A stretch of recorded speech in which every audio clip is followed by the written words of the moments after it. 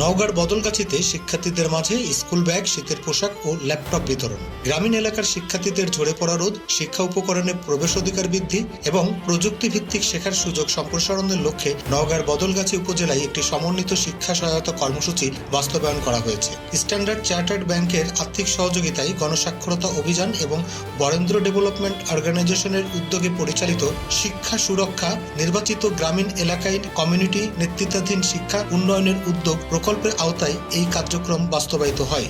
মঙ্গলবার দুপুরে বদলগাছি উপজেলার কোলা ইউনিয়নের ভান্ডারপুর দ্বিমুখী উচ্চ বিদ্যালয় মাঠে আয়োজিত অনুষ্ঠানে প্রকল্পভুক্ত বিদ্যালয়গুলোর শিক্ষার্থীদের মাঝে মানসম্মত স্কুল ব্যাগ, শীতের পোশাক ও ল্যাপটপ বিতরণ করা হয়।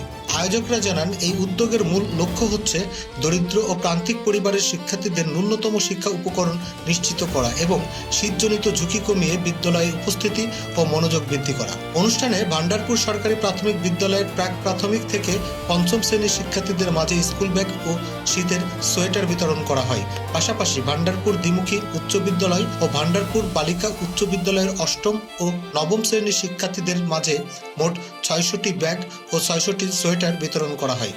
সংশ্লিষ্টরা জানান, এই সহায়তা শিক্ষার্থীদের পড়াশোনার প্রতি আগ্রহ বাড়াবে এবং দরিদ্র পরিবারের ওপর শিক্ষা ব্যয়ের চাপ কিছুটা হলেও কমবে।